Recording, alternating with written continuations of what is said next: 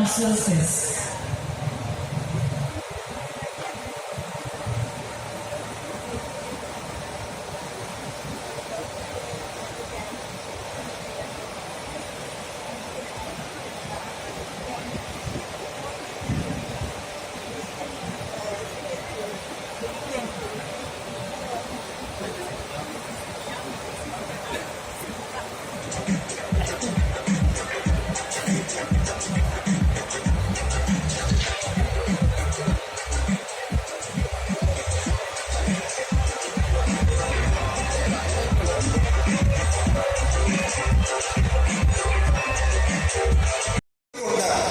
അല്ലെങ്കിൽ സന്യാസാശ്രമത്തിന്റെ മഹത്വത്തെ സ്ഥാപിച്ചുകൊണ്ട് ഈ വാക്യങ്ങൾ ഉദ്ധരിച്ചിട്ടുണ്ട്.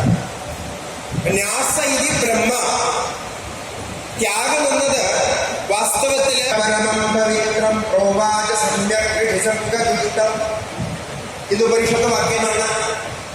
അവിടെ അത്യാശ്രമി എന്ന പദം കൊണ്ടാണ് സന്യാസിയെ സംബോധന ചെയ്തിരിക്കുന്നത്.